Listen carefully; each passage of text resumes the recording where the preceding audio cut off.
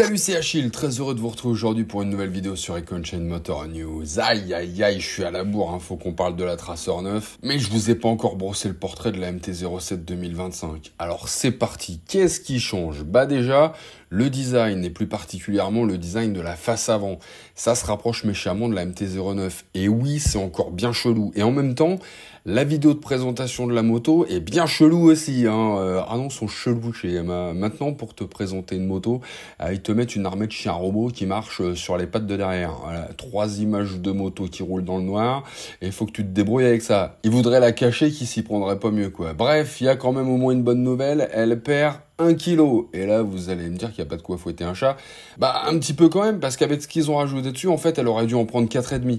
Et là, elle est donc à 183 kg en ordre de marche. Donc c'est plutôt pas mal. Toujours côté pratique ou ergonomique, si vous voulez, la selle passe à 805 mm au lieu de 804, alors que les repose-pieds descendent de 10 mm. Le guidon est plus bas aussi, de 22 mm, plus près du buste de 9,3 mm, mais aussi plus large, de 18 mm, alors que dans le même temps, le réservoir s'affine sans perdre une goutte des 14 litres d'essence qu'il contenait jusqu'ici.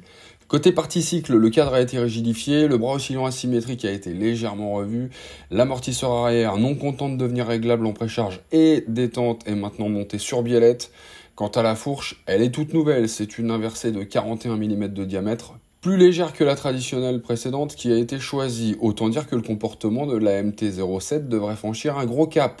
Les pneus qui chaussent les nouvelles jantes alliage, c'est des Dunlop Sportmax Q5A, et en termes de freinage, on passe sur un double radial 4 pistons à l'avant. Côté moteur, malgré son passage à la norme Euro 5+, il conserve ses 73,4 chevaux à 8750 tours-minute et 67 Nm à 6500 tours-minute.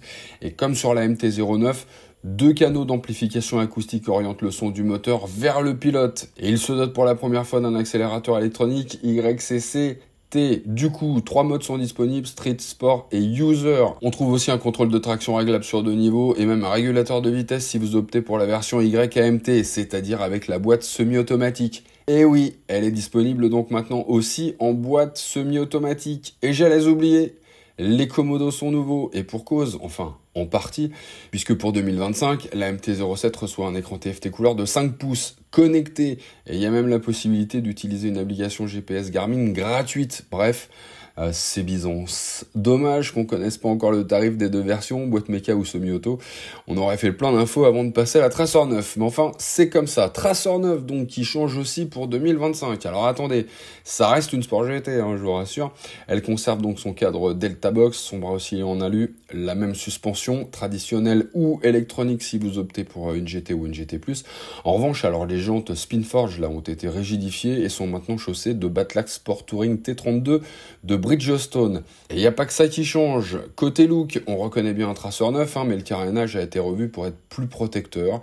La bulle est réglable manuellement sur 10 crans et 50 mm de débattement sur la Tracer 9 standard et électriquement sur 100 mm sur les GT et GT+.